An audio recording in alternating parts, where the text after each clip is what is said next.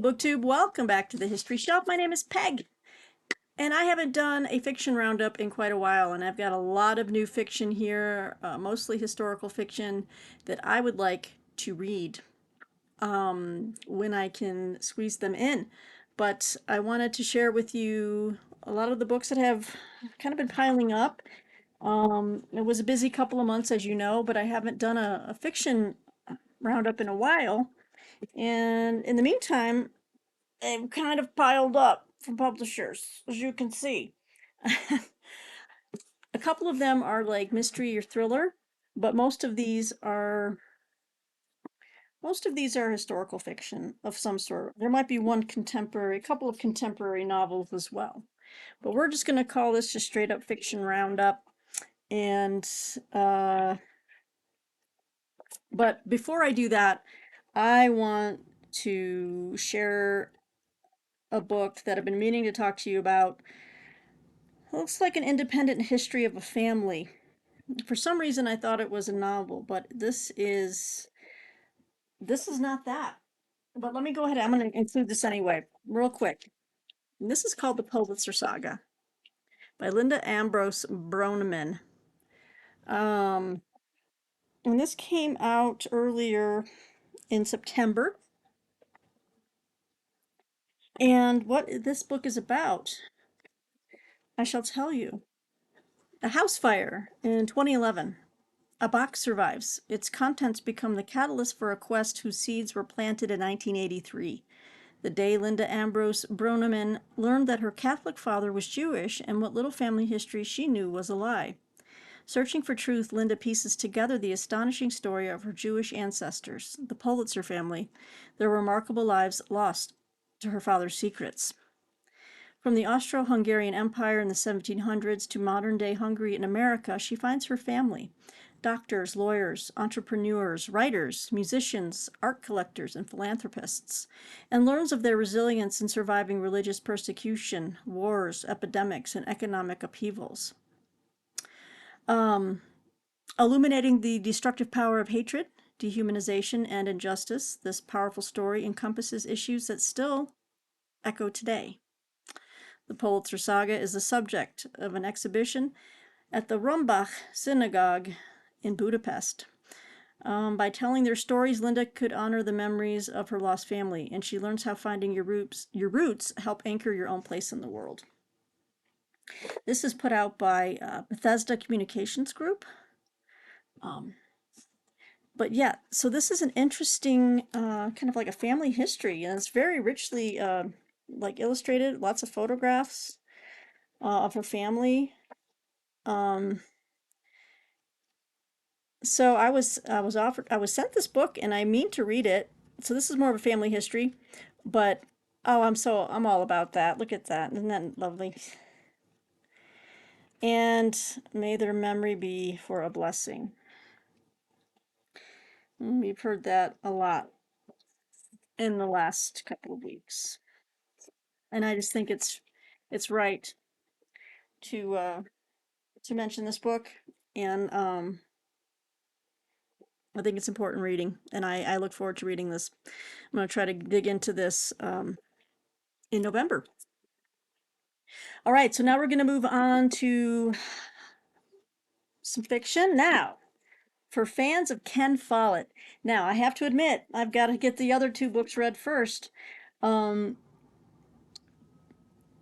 this is, I believe, this is a sequel. The long-awaited sequel. Get ready. To A Column of Fire. And this is The Armor of Light. I haven't read The Pillars of the Earth yet. I haven't, and I mean to read it. But this is the sequel to A Column of Fire. Yes. Well, last year he came out with the prequel, The Evening and the Morning. But this is the actual sequel to A Column of Fire, which succeeded The Pillars of the Earth. But this is a big read here. And this book just actually came out on September 26th. I was sent a copy, and I'm like, thank you, and I need to get the other two read. says here the spinning jenny was invented in 1770, and with that, a new era of manufacturing and industry changed lives everywhere within a generation. A world filled with unrest wrestles for control over this new world order. A mother's husband is killed in a work accident due to negligence. A young woman fights to fund her school for impoverished children. A well intentioned young man unexpectedly inherits a failing business. One man ruthlessly protects his wealth no matter the cost, and all the while war cries are heard from France as Napoleon sets forth a violent master plan to become emperor of the world. His institutions are challenged and toppled in unprecedented fashion. Ripples of change ricochet through our characters' lives as they are left to reckon with the future and a world they must rebuild from the ashes of war. Over 30 years ago, Ken Follett published his most popular novel, The Pillars of the Earth. Now, with this electrifying addition to the Kingsbridge series, we are plunged into the battlefield between compassion and greed, love and hate, progress and tradition. It is through each character that we are given a new perspective to the seismic shifts that shook the world in 19th century Europe. So for Ken Follett fans, you're definitely, and the fans of the Kingsbridge series, you will want to pick up The Armor of Light. This is still, my TBR is so crippling at times. But I definitely want to get into the series. So I'm so happy to have this one. Okay. Ooh, now this is a very interesting book that will be coming out tomorrow. How perfect is this? Publication date is tomorrow. This is from the University of New Orleans Press. This book looked fantastic. Can't wait to read it. This is Kels, a novel of the 8th century by Amy Kreider. What a beautiful, understated cover. Okay. With the death of his father, Kanata, oh shoot, I'm sure Martine could tell me how to pronounce that name. Kanata is finally free. This is his name, if you can read it. Okay, so there you go. Free to leave the family farm, free to return to the monastery of his youth, and free to scribe, a skill held by few in 8th century Scotia. But answering what he hopes is God's call to create a new, glorified book of the gospel is not without sacrifice. In leaving all earthly matters behind, Connaught also leaves his sister Una and niece Deirdre, who are not so eager to let him disappear from their lives. From the Celtic shores of Iona to the amber sands of newly founded Baghdad, from the eerie decrepitude of fallen Rome to the hallowed stairs of Jerusalem, what begins as Connaucht's quest to scribe soon ranges beyond even his most beatific vision. In this transporting testament to the power of the written word, Amy Kreider offers a richly imagined early medieval odyssey ripe with purpose and rife with danger, whether from marauding Vikings, treacherous fellow wayfarers, or one's own innermost doubts. So, yeah, this is coming out tomorrow, guys. Well, depending on when this video goes up. Anyway, this is coming out October 24th. So keep an eye out for that, University of New Orleans Press. Oh, I was just, let me go back to, okay, so another big mainstream book. This is the sequel to Dan Jones's Essex Dogs. He's already got a second book out in his new sideline of writing historical fiction, Dan Jones. Let's see here. This is coming out January. So these are coming out a little further out. January 2024. We've got Wolves of Winter. And again, this gives me time to finish reading Essex Dogs, which I have in ARC form, but I also want to, so I'll be ready to read this when it comes out. It's coming out January 24th. So Wolves of Winter picks up immediately after England's victory at the Battle of Crécy and finds the dogs, now reduced in number, caught up in the siege of Calais, a beleaguered 11-month blockade of the small French port. Now stuck in one place with no battles to fight, the squadron must contend with the monotony and brutal conditions of siege warfare. Scotsman drowns his grief in drink. The aging Loveday realizes he may have become too weary for war. He is also disquieted by the sudden and mysterious reappearance of the dogs' former leader, the captain, a cunning operator whose motives are always obscured. In Romford, the troubled young archer eventually finds himself under the guidance of the captain in the heart of Calais. Their journeys will reveal who really wants this war to last for 100 years. And as the battle rages, they hear the first faint, chesty rattle of a natural disaster that is sweeping towards the dogs and their world. Um, oh, here we go. Spanning the siege, uh, Spanning the siege city built outside Calais' walls to the pirate ships patrolling the harbor and into the dark corners of oligarchs' houses and where the deals that shape and end lives are made, this epic sequel brings the 1300s effortlessly to life. Full of vivid characters, Jones effortlessly interweaves actual historical events and figures of the time, including King Edward III, the Black Prince, Earls of Warwick and Northampton, Sir Hugh Hastings, Queen Philippa, and John of Gaunt. Oh, okay. They're timing the release of this book with the paperback edition of Essex Dogs, which is coming out in December. So Dan Jones, just cranking these books out over here faster than I can read them. um, yes, so another independent author sent me this book, which I first saw on Bill Rutenberg's channel, and Bill is reading the book right now.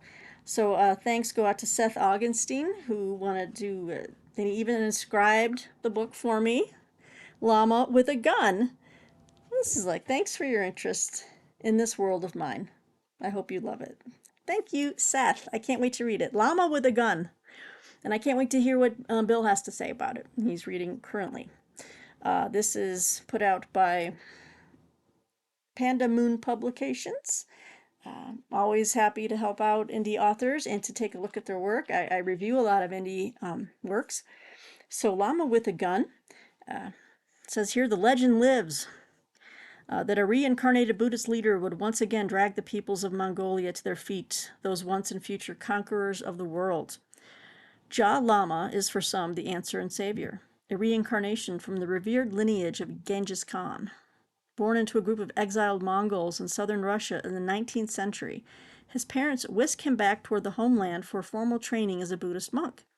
His boyhood dreams are of a strong and united Mongolia, in reaching the promised land, the golden subterranean city of Agarthy. But death dogs his every step, from the Tibetan monastery to battles with the hated Russians and the Chinese. He collects followers like the crusty sidekick Jimby, and thousands of other hardened nomadic peoples on the wide open steppes. Lama seizes the reins of power across the widest expanses of wildest western Mongolia, using his powers of will and a superhuman ability to survive the wounds of war.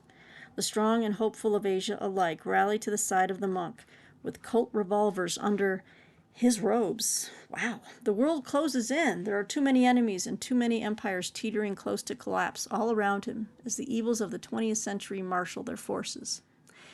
Can the feared and revered Llama with a Gun overcome the wounds of soul and body to unite his peoples for one last drive across Asia? Oh, how neat. This is a second novel. Okay, so Seth has written an award-winning debut novel called Project 137, which Kirkus favorably called an involving, tense, and visceral near-future thriller. Fantastic. Thank you, Seth. Just the whole premise here is intriguing as all get out. So I look forward to this. Llama with a Gun by Seth Augenstein. Check it out. You can find that on Amazon or Barnes & Noble. Any bookstore that you prefer.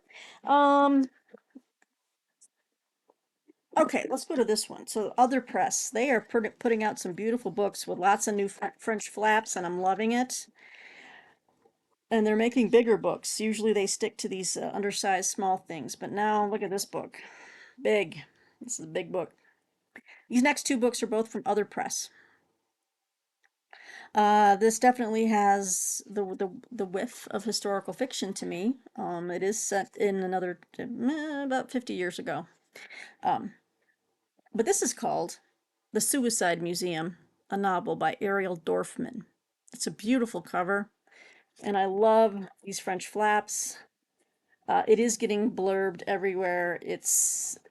I've seen the reviews in all the different kind of journals I follow. Um, so I was really happy to get a finished copy of this novel. This is currently out right now.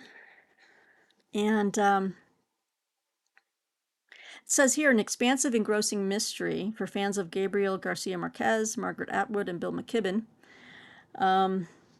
Here's the premise. Ariel needed money, and Joseph Horta had it. When the billionaire Holocaust survivor approaches him with an unusual job, uncovering the truth of Salvador Allende's death, he accepts. Bound by gratitude toward the late Chilean president and a persistent need to know whether murder or suicide ended his life during the 1973 coup, the two men embark on an investigation that will take them from Washington, D.C. and New York to Santiago and Valparaiso, and finally to London. They encounter an unforgettable cast of characters: a wedding photographer who can predict a couple's future, a policeman in pursuit of the serial killer targeting refugees, a revolutionary caught trying to assassinate a dictator, and above all, the complex women who support them along the way for their own obscure reasons. Before Ariel and Joseph can resolve a quest full of dangers and enigmas, they must help each other come to terms with guilt and trauma from personal catastrophes hidden deep in the past. What begins as an intriguing literary caper unfolds into a propulsive philosophical saga about love, family, machismo, fascism, and exile that asks what we owe the world, one another, and ourselves. By boldly mixing fiction and reality, imagination and history, this is what draws me to it. The Suicide Museum explores the limits of the novelistic genre, expanding it in an unsuspected and exceptional way. It's a big book. It's like 670 odd pages.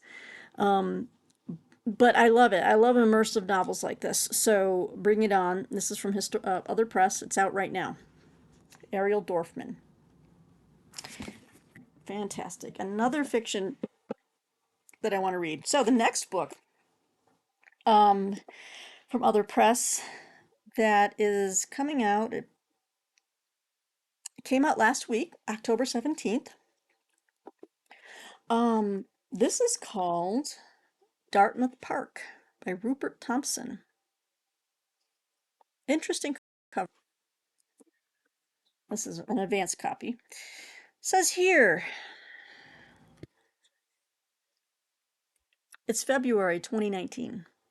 Philip Notman, an acclaimed historian with a German wife and a troubled 19-year-old son, is on his way back from a conference in Norway when he has an unexpected and disturbing experience that completely alters his view of the life that he has been living and the world that surrounds him. Believing that Inez, an attractive Spanish sociologist whom he met at the conference, can shed light on what he is feeling, he travels to Cadiz to see her. But his journey doesn't end there. Is he thinking of leaving his wife, whom he still loves, or is he trying to change a reality that he appears to find unbearable? Is he on a quest for a simpler and more authentic existence, or is he utterly self-deluded? And if he is in denial about what he is doing, how far will he go to avoid facing the truth? In this highly original and unsettling novel, one of the UK's most celebrated writers portrays an ordinary man in an extraordinary dilemma, a dilemma that will push him to the very edge of annihilation and disaster. So intriguing, and he's the main character, and it's written almost in the form of, I don't know, it looks almost like a poetry, but it's like dialogue that is not dialogue. I've been noticing this trend with writers lately, contemporary writers. They've been eschewing the traditional double quotes for dialogue and demarking it in some other fashion that is really jarring at first, but once you get used to it, you get used to it. So in this case, it's like, there's no double marks. It's almost written like it's in verse. So that's different. Okay, so this next book is interesting because it's fiction. It's a thriller mystery. Maybe police procedural, but it has elements of a topic that I've been very interested in since I've started book reviewing, and I reviewed a book about a woman who works really hard to help solve cases of missing Native American women, which is seems to be like an epidemic. the numbers are astounding. But this is J.A. Jance, and I've never read J.A. Jance, but I was contacted about this and I said, yeah, let me take a look at it because the topic is very important to me. This is Blessing of the Lost Girls, a Brady and Walker family novel by J.A. Jance. This is out right now.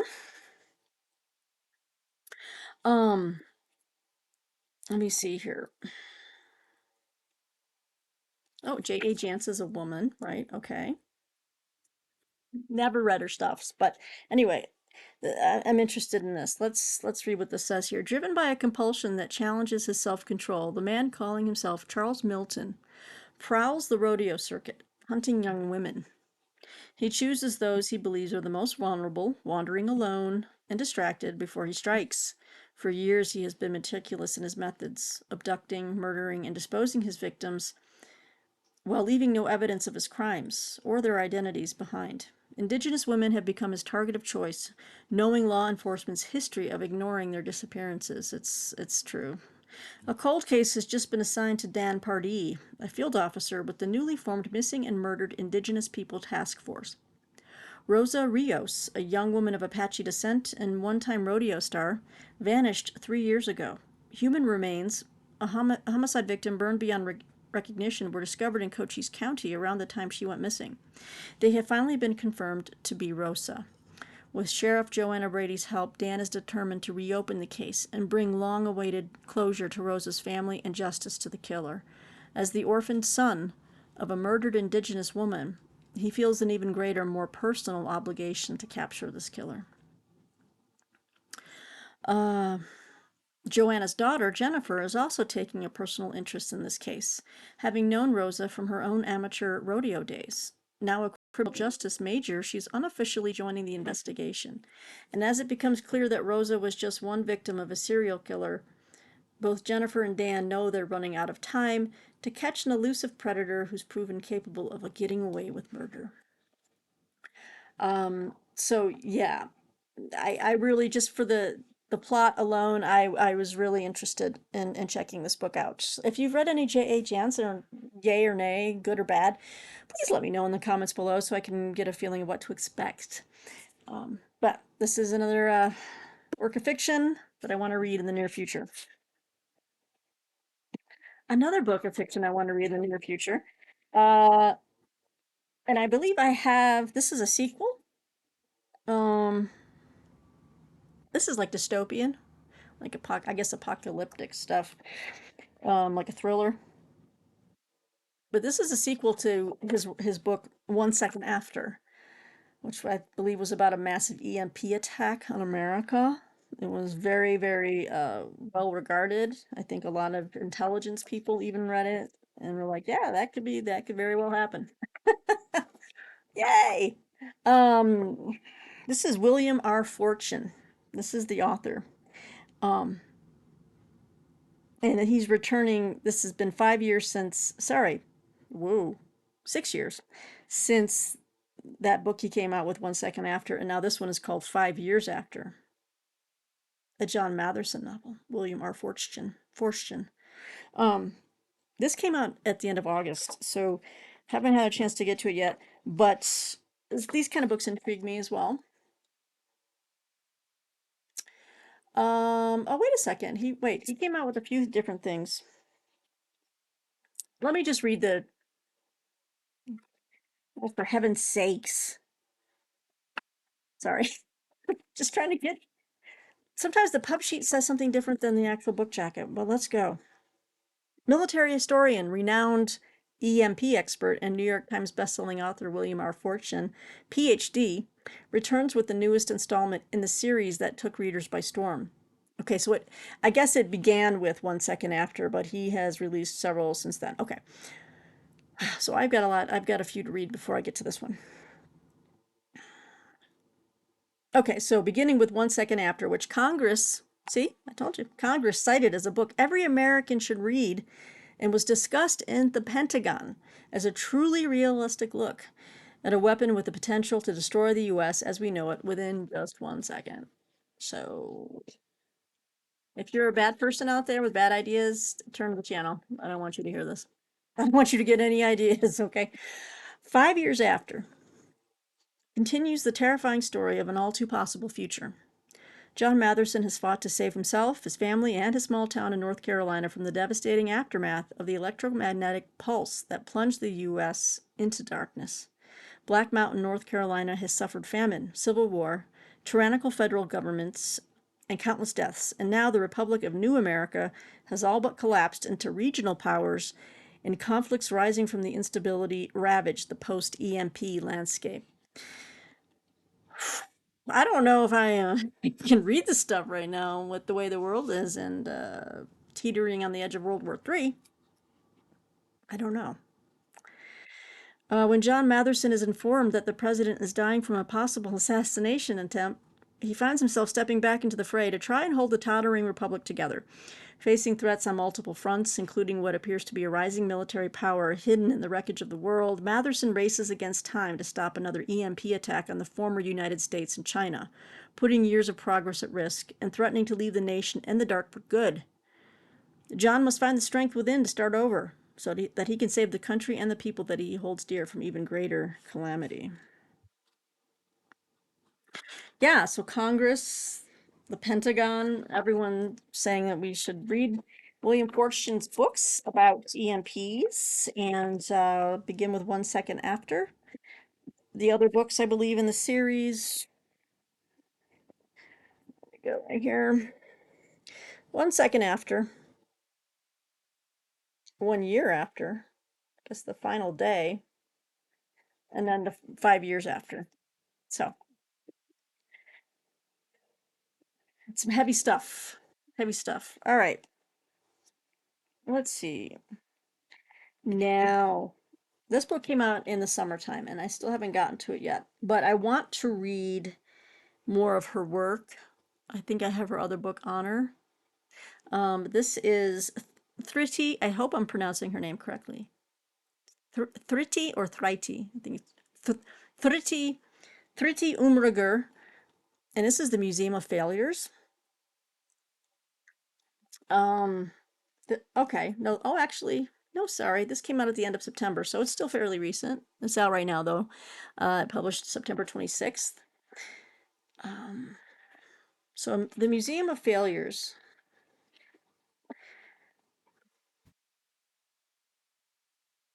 Remy Wadia left India for the U.S. long ago, carrying his resentment of his mother with him.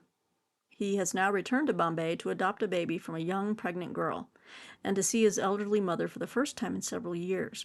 Discovering that his mother is in the hospital, has stopped talking, and seems to have given up on life, he is struck with guilt for not realizing just how sick she has become. His unexpected appearance and assiduous retention revives her and enables her to return to her home. But when Remy finds an old photograph from his adoring late father, shocking, long-held family secrets surface.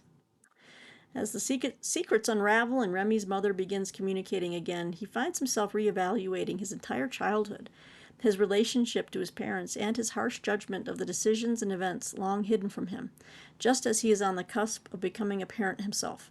But most of all, he must learn to forgive others for their failures and human frailties. Okay. So, kind of an interesting, maybe a domestic kind of. I think it's more of a work of contemporary, like literary fiction. The Museum of Failures by Thriti Umriger. And I have a previous book by her. I'll show it to you. Hang on. Oh, it's kind of neat. My desk has another shelf along the bottom, but her other book was called Honor. So I like how they're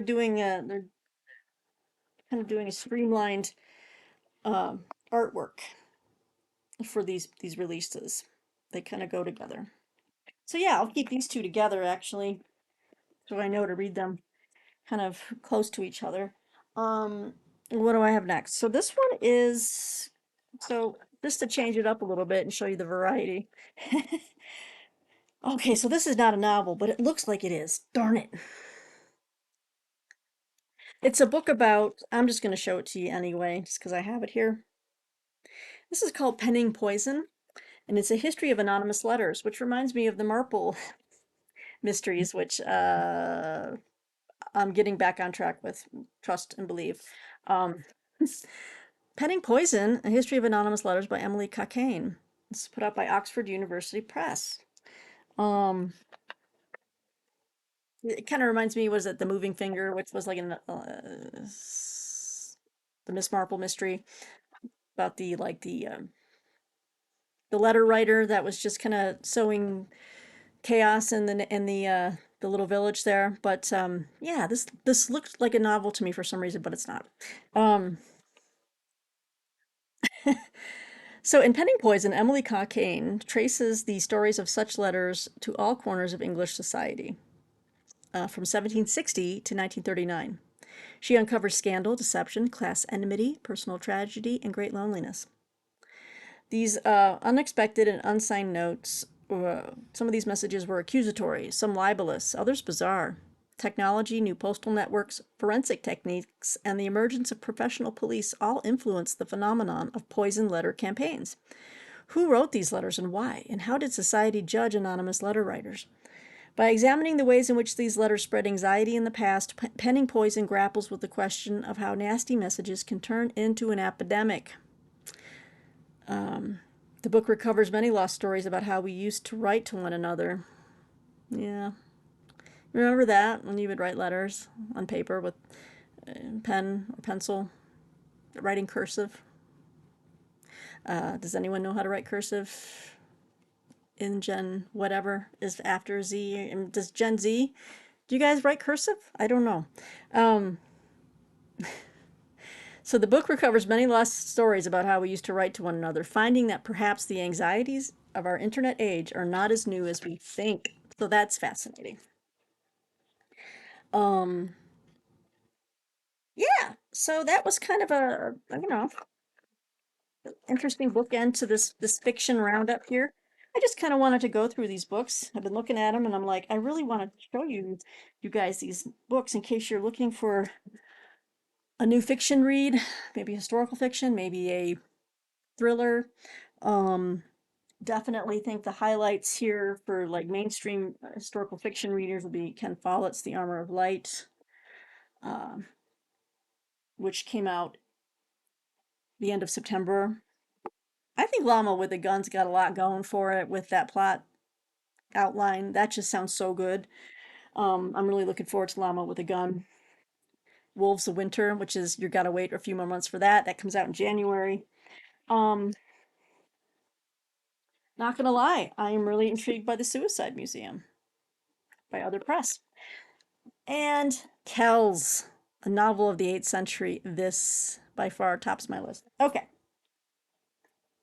And don't forget a little family history that I've thrown in as a bonus, the Poitra Saga by Linda Ambrose Broneman. All right. So let me know what you thought of these books. It was a mix. It was an odd mix, but sometimes I just got to group things together just to get them out to you. So anyway, BookTube, I hope you all are doing well, that your reading is giving you happiness and joy. Let me know what you're reading below for fiction. And if you have any fiction recommendations for moi, let me know in the comments below. So until next time, I'll be back soon with more stuff. I've got a lot going on here at the History Shelf. So we'll see you next time. Bye.